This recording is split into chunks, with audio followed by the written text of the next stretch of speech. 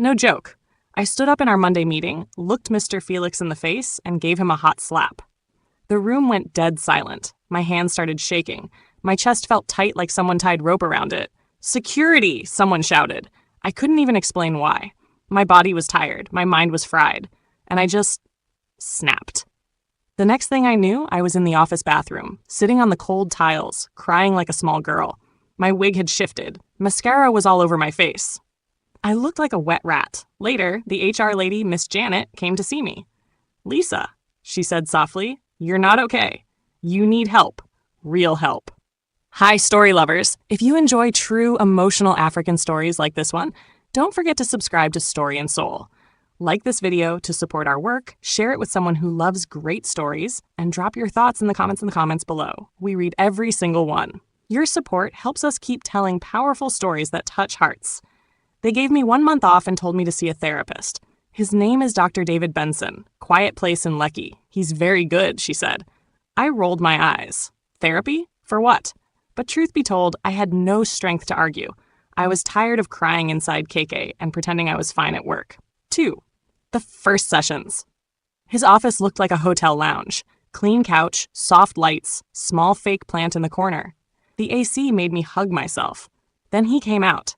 Dr. David. Tall, brown skin, neatly shaved beard. His voice was so calm it made my anger melt. "Hi, Lisa, I'm David. You can call me that if it's easier." I didn't say much on the first day, just sat and cried like a child. He passed me tissue and said nothing, just sat there, watching me gently.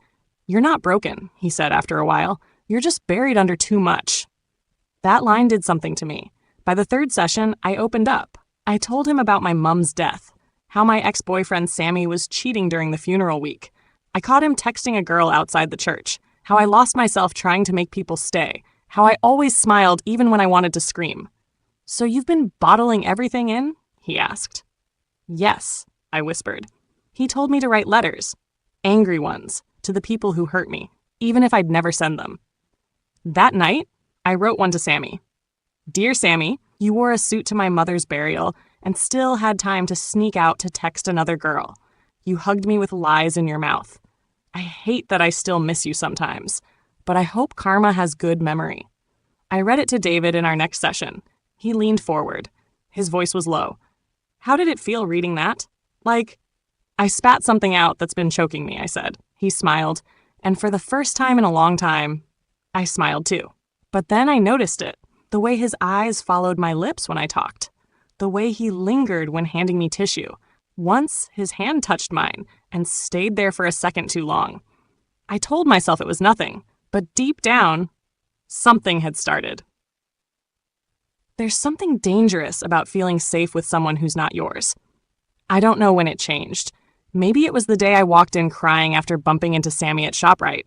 He looked good, holding hands with some light-skinned babe in bum shorts. He saw me and smiled like I was just one of his old classmates. When I got to Dr. David's office, I didn't even sit. I just stood by the window, arms folded. "Lisa?" he said softly. I turned around. I saw him. He didn't ask who. He just knew. I sat down and told him everything. How my heart felt like ice and fire at the same time. How I hated myself for still feeling anything. How I was tired of being the good girl who always lost. He didn't interrupt, but something in his eyes was different that day. Warmer, softer. "You deserve more than that," he said. "You deserve someone who chooses you loudly, without shame." His words entered my bones. From that day, the air between us shifted. I noticed things I hadn't before, like how his cologne smelled like clean wood and mint, how his voice changed when he said my name, how he sometimes paused too long after I spoke, like he was trying to memorize my face. One Tuesday afternoon, I showed up in a long green gown. I wasn't trying to impress anyone. At least, that's what I told myself. He opened the door, and for the first time, his words came late. "Wow, you look." He cleared his throat. "Come in." I sat. We talked. But there was a new weight in the room, one that wasn't heavy in a bad way. It was warm, thick, close. That day, I laughed. I mean real, full-blown laughter. I was telling him how Sammy once faked malaria just to avoid helping me with my JAM registration back in the day. He laughed too, but the way he looked at me after the laughter faded, it was like he forgot he was a therapist. "Lisa," he said slowly, "I hope you know how strong you are." "Strong?" I chuckled. I cry twice a week and eat noodles like it's a love language. Still, he said, you're standing. There was a long pause after that. I looked at him. He looked at me. Something unspoken sat between us like smoke. I should have walked away that day, but I didn't. The moment that changed everything was small, simple, but it burned into my memory like a tattoo. It was raining, real Lagos rain. The thunder type. I was already wet from my keke drop-off. My scarf was soaked. Makeup running. I entered his office, teeth chattering. You're cold, he said. He grabbed a towel from a drawer and handed it to me. I dried my face. My hands were shaking. Here, he said, walking closer, your neck. He reached out with the towel. I froze. His hand touched my skin, gently, respectfully, but it was a touch, a soft rub down the side of my neck. Slow, careful. Our eyes met, my breathing changed. His hand dropped, but neither of us moved away. Sorry, he said, almost in a whisper. That was unprofessional. I nodded. It's okay. But it wasn't okay, because something had shifted. From that moment, we started pretending. Pretending we didn't see the heat in each other's eyes. Pretending my heart didn't race every time he adjusted his glasses. Pretending I wasn't choosing lipstick shades based on how they'd look under his clinic lights. One day, I told him about my panic attacks. How I once fainted inside a BRT bus for pure fear. He stood up mid-session. Come, he said, walking to the center of the room. Let me show you something. I followed. Breathe with me, he said. Like this, 4 in, 4 out. We stood inches apart, breathing like we were sharing lungs. Then his hand brushed mine. Just a brush. But I didn't pull away. Neither did he. The session ended with silence, but the tension screamed louder than thunder. One night, I had a dream. We were in his office. I was crying. He wiped my tears and kissed me softly at first, then deeper. In the dream, I didn't stop him. I wanted more. I woke up with my heart in my throat. I tried to cancel my next session. I paced. I deleted the message. Then I wore a white shirt and jeans and went anyway. That day, everything felt different, like we were two people playing characters in a movie without a script. I told him about my new job offer. That's amazing, he smiled. It's in Abuja, I added. He blinked. Oh, I haven't accepted yet. Silence. Then he said something I'll never forget. Lisa, if I wasn't your therapist, things would be different. I didn't reply. I couldn't, but my body did. My hand reached for the water bottle on his desk. As I grabbed it, my fingers brushed his again. This time, he didn't move. The next session, I was late. Rain again. Flooded streets. No KK. No Bolt. When I finally arrived, soaked and shivering, he looked like he'd been waiting all day. Come in, he said, voice tight. I sat on the couch, hugging myself. Why are you still here? I asked. You could have canceled. He stared at me for a long second. Because it's you. My heart skipped. That was the moment everything cracked. The power went out. His inverter kicked in, but only powered the lamps. The room was dim. I stood to leave. Maybe I should come back tomorrow, I whispered. He took a step toward me. Lisa, I turned. Our eyes locked. Tell me to stop, he said. His voice was low. And I will. I didn't speak. His hand touched my cheek. Then his lips touched mine.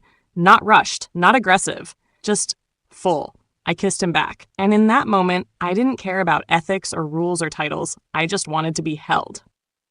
We didn't talk much after the kiss. He said he needed time. I nodded like I understood, but inside, my chest was chaos. Had we just ruined everything? Or had we finally let something real happen? After the kiss, everything went silent in my head. No noise, no fear, no rules. Just his breath on my lips, my heart hammering like it wanted to break my ribs open. We didn't say anything. We just stood there, close. He didn't pull me. I didn't run. Then slowly, like someone waking up from a dream, I stepped back. I should go, I whispered. He nodded, but his eyes didn't move from mine. Okay. I picked my bag, opened the door, and left without another word. Outside, the rain had stopped, but inside me, something else had started. Something I didn't know how to name. That night, I didn't sleep. I kept turning in bed, asking myself the same question on repeat. What have you done? This was the man who listened to my trauma, helped me cry again, breathe again. He helped me put my broken pieces on the table. And now? Now I'd kissed him. Was it just a weak moment? Or something more? The next day, I didn't go to his office. I ignored his text. David, hey, just checking on you. You okay? I read it. Didn't reply. I was scared. Scared I'd lose him if we crossed the line again. scared I'd lose myself if we didn't. But by Thursday evening, I gave up the fight. I showed up. He opened the door like he wasn't expecting me. "Lisa, can we talk?" I said. He nodded. We sat in silence for a bit. He folded his arms. I played with the hem of my sleeve. "About the other night?" I started. He raised his hand gently. "No need to explain. I know I crossed a line, and I'm sorry." "But I didn't stop you," I said. Silence again. "David, do you feel what I feel?" He didn't answer with words. He reached for my hand, held it, then he said slowly, "Lisa, I haven't stopped thinking about you for weeks." That was it. No poetry, no drama, just truth sitting between us like hot tea. The secret affair begins. It started with late-night texts. "David, can't sleep. Thinking of you." "Me, same here. Wish you were here." "Me too." It moved to secret coffee runs. He'd send his driver to pick me after work. We'd sit in his car, parked behind random plazas in Lecky, holding hands like teenagers. "Does this make me a bad person?" I asked one night. "No," he whispered. "It makes you mine." Then came the hotel nights. He booked a small room in Oniru. Quiet, clean, nothing flashy. He said it wasn't about sex, that we didn't have to do anything. Just talk, just hold each other. And for the first few times, that's all we did. We'd lie on the bed, face to face. He'd trace my fingers with his. "You're safe now," he'd say. "I don't want to be safe," I whispered once. "I want to be wanted." He pulled me closer. "You are, more than you know." The first time we slept together, it was slow, careful, emotional. He kissed every scar like he was asking permission. And when we were done, I cried in his arms. "I've never felt seen like this," I said. "You've always been visible. They just didn't know how to look," he replied. I stopped seeing him as a therapist. He became David, the man who rubbed my feet when I was tired, the man who made spaghetti and sauce with too much pepper but kissed my forehead while I coughed. We talked about our pasts. He told me his father was a pastor who never said "I love you" to anyone, how he learned silence before speech, stillness before emotion. "You make me break rules," he said one day, "but I don't care." "Are we crazy?" I asked. "Only a little," he smiled. "But love in hiding is a dangerous game. We couldn't be seen in public, couldn't take selfies, couldn't post birthday dinners, couldn't even hold hands outside without checking over our shoulders. Once, I reached for his arm in a supermarket. He pulled away too fast. "Sorry," he said. "It's fine," I lied.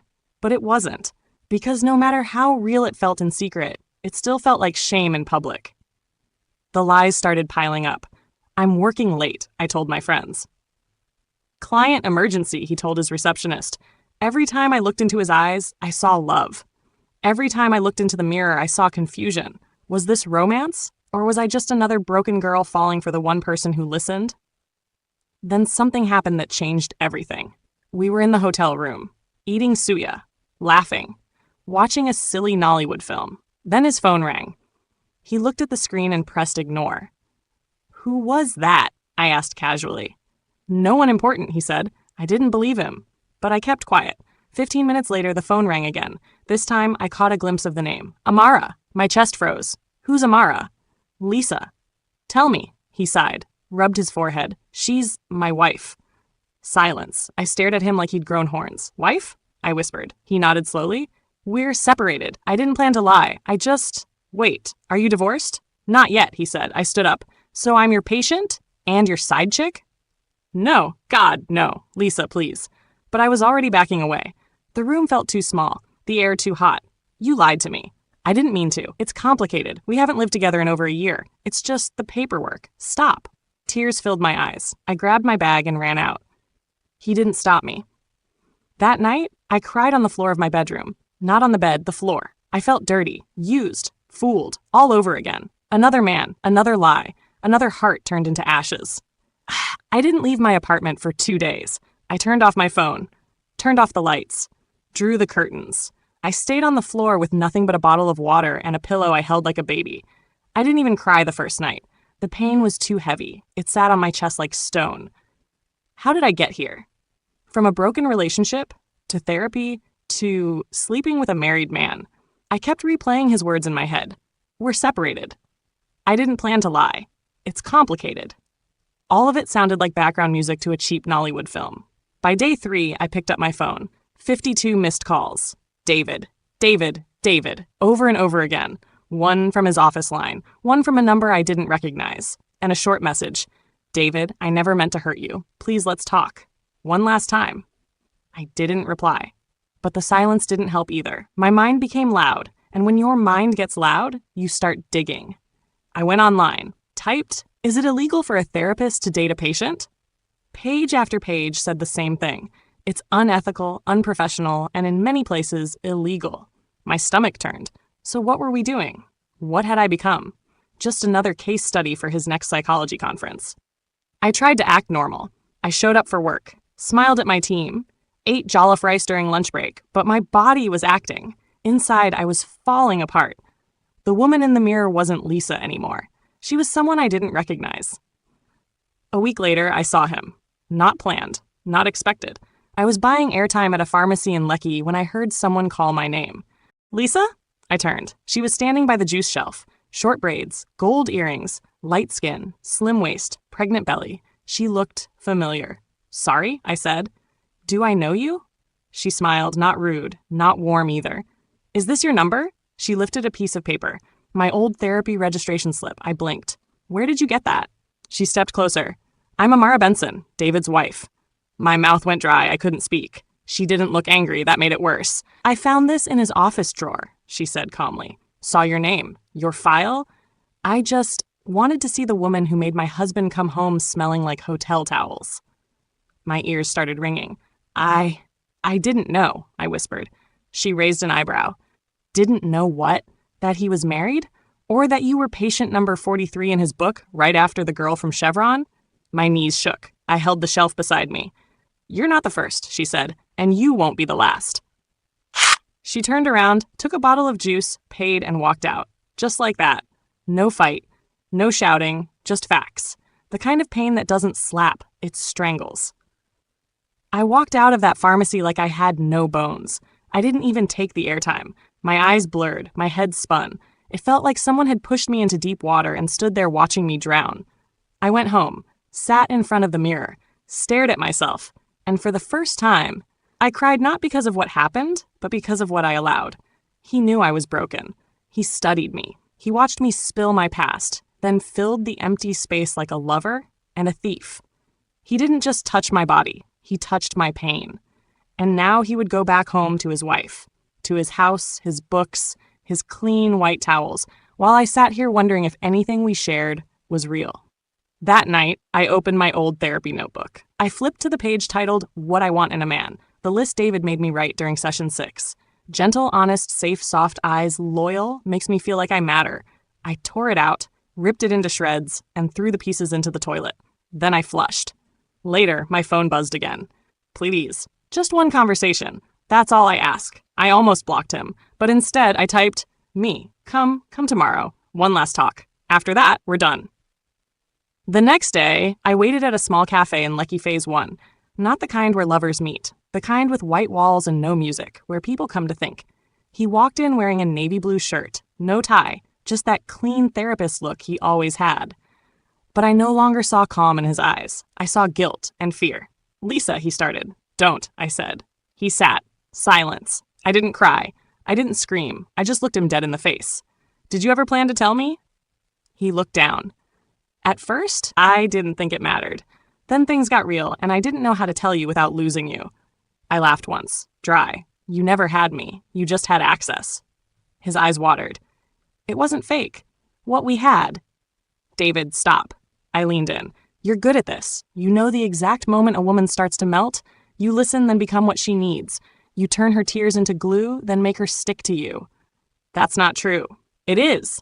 Because you didn't love me. You loved my brokenness. He swallowed hard.